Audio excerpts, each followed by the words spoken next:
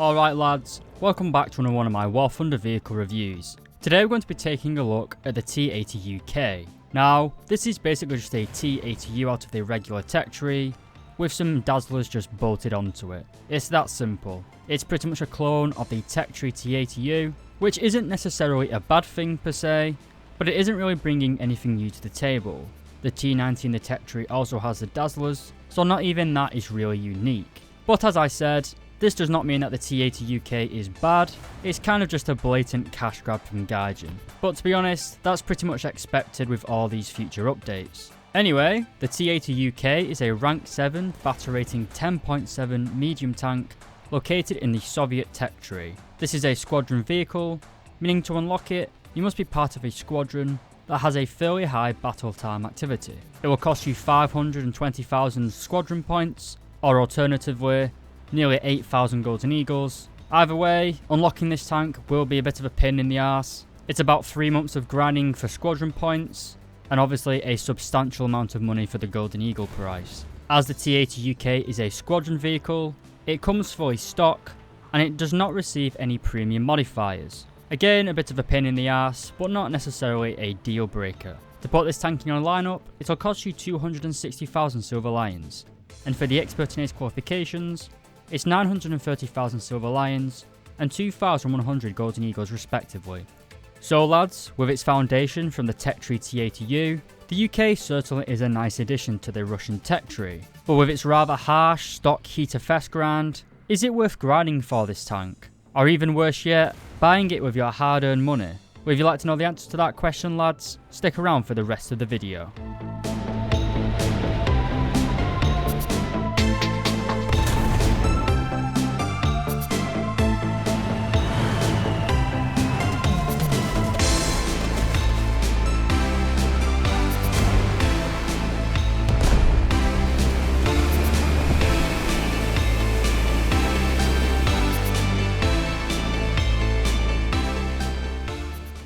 Alright lads, welcome back.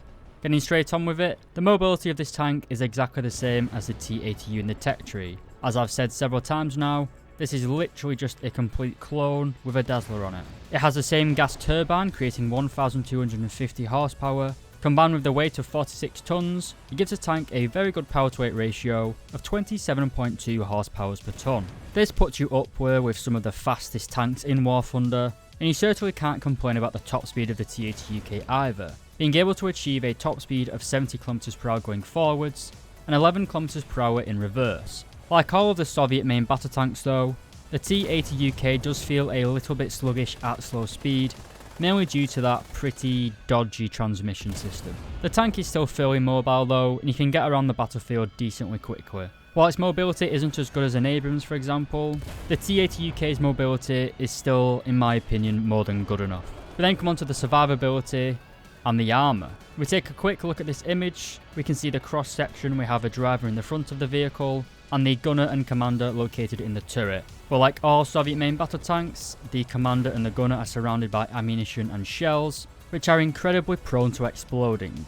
Well, I guess technically they deflagrate rather than explode, but I doubt the commander and the gunner still aren't too happy about it. In game, this means that if you get shot in the side of the tank, you are likely going to be destroyed in a single hit. On the other hand though, because the T-80U stores its ammunition in the turret, it has a much lower profile compared to Western tanks. So there's pros and cons to the design. Anyway, what about those dazzlers that I've been talking about? These are the Stora 1 Electro-Optical Active Protection System. The exact same things that are found on the T-90A. While they effectively blind the early Sako missiles, at top tier at its battle rating of 10.7, you aren't likely to encounter these sorts of missiles, apart from when they're being fired at you by around 9.7 to 10.0 helicopters. While these dazzlers will occasionally protect you, I haven't really been saved by it, and like on the T-90A, this system is largely just a gimmick. We do also have several other features that give us additional protection, mainly explosive reactive armour.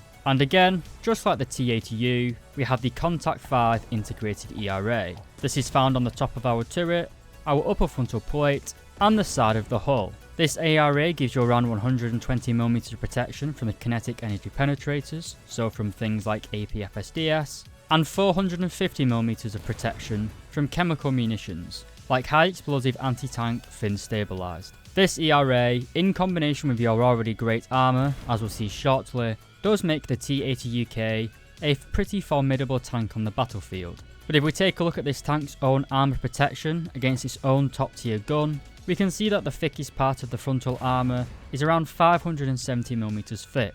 Bear in mind though, you do have the true and tested weak spot of all pretty much Soviet main battle tanks, the driver's port. Protection here drops down substantially. If we then move up to the turret, the thickest part of our armour is very good actually. It's around 700mm thick. The T-80U series of tanks have always been known for their incredibly trolly turret fronts, but again, like all main battle tanks, the gun mantlet is incredibly weak. While you aren't likely to die in a single shot if you get shot in the mantlet, it is obviously going to knock out your main gun, and maybe one of two of your commander or gunner. So while you can use the T-80UK to brawl with its armour, I wouldn't recommend staying out in front of enemy guns. While your armour is strong, there are still several large weak spots on this tank. But in order to brawl, you have to have a pretty punchy gun that can deal with enemies quickly. Well, luckily for us, it's armed with the 125mm 2A46M1. This fires every 6.5 seconds, because it has a faster autoloader than the T-72 series. While the reload time of 6.5 seconds is good for Soviet and Russian vehicles, it isn't as fast as most NATO tanks. The Challenger 2s can reload in 5 seconds and the Abrams in around 6 seconds, with an ace crew that is. You can carry a total of 39 rounds of ammunition, with 28 of those rounds being classed as first stage stowage. However, like all Soviet main battle tanks with an autoloader, I'd only recommend taking 22 rounds of ammunition. We also have the same Soviet MBT curse of only having 5 degrees of gun depression, which does rather limit your fantastic turret armour. As you'd expect, the gun is fully stabilised in both the horizontal and vertical planes, and you have a pretty decent turret rotation speed of 17 degrees per second. It's nowhere near as good as the Abrams or some of the other NATO tanks, but it is still more than usable. When Gaijin first announced the T-80UK, I thought this project was like a modernisation of it, but unfortunately, the tank is still stuck with the same Generation 1 thermal imaging, one of the major setbacks for the T-80U. You still have the laser rangefinder and a laser warning receiver now, which is an upgrade I guess, but it's basically just a bog standard T-80U. But at the beginning of this video, I mentioned a pretty painful stock heater fest round. That is because our stock round is the 3BK18M. It travels at 905 meters per second and can penetrate 550mm of armour. While this isn't bad for a heater fest shell, it's definitely not an APF SDS round. It's certainly usable, but not ideal. We then also have the 3OF26. This is a programmable high explosive round, which basically is useless. Some people say you can use it against helicopters, but a helicopter would have to be standing, well, hovering still I guess. So unless you're fighting like a milk truck from battle rating 2.7 and you want to burst it above them and splash the crew, it's pretty much useless. There's very little open top vehicles at top tier. I don't think there's any, to be honest. So this is largely again, just like the Dazzlers, a massive gimmick. We also still retain the 9M119 anti-tank guided missile. This is beam riding and travels at 400 meters per second and has a maximum range of 5 kilometers. It has a single stage warhead, meaning it will be countered by the explosive reactive armour, but most NATO vehicles do not have this, and it's also capable of penetrating 700mm of armour. I mainly use this round as a way to deal with helicopters in sim, but your next 2 rounds will be your main weapons in this vehicle. Up first is a good old 3BM42 Mango round. This used to be the top shell on this tank, before the 3BM46, which we'll cover shortly. The 42 travels at 1700 meters per second and can penetrate 445mm of armour at a range of 500 meters. We then come on to the 46, which travels at the same speed, but can penetrate 526mm of armour at 500 meters. To be honest, both of these shells are fantastic. The extra penetration of the 46 is nice, but to be honest, the 3BM42 does feel just the same in my opinion. And because the 3BM42 is a tier 1 unlock, I'd go for this round pretty much before anything else rather than fire, prevention and the toolbox. And you've got 95% of the firepower even in a rank 1 modification. So no real complaints here. The 3BM46 is just the cherry on the top in my opinion. So lads, that's it for the overview of the tank. Let's get into the detailed questions. Does this tank have a good lineup? Well, many people listening will just be laughing at this point. The question of is top tier Russia a good lineup? It's rather laughable. Obviously, yes, it's a 5 out of 5. The win rates don't lie. Everyone says, well, that website doesn't matter. It only takes certain variables into account. Just go and play top tier. Russia dominates everything. Next up, is this tank new player friendly? Well, it's fast, it's got good frontal protection, and a reliable hard-hitting gun. But on the other hand, no top tier tank is really new player friendly. Because of the win rates though, I am going to give this a 4 out of 5. Playing the Soviet tech tree, you can just hold W and smack yourself in the face and still get a 60% win rate. Don't fact check that, but we all know it's kind of the truth. The Russian teams do carry you a lot at the minute. While I wouldn't recommend new players ever buying any sort of top tier vehicle, this is one of the more player friendly vehicles that you can get for Golden Eagles. The armor's pretty trolly and the gun is one of the best in the game. Is it good value for money or value for grind? Well, in terms of value for money, paying Golden Eagles for this tank is going to be pretty low, to be honest. It's not a premium vehicle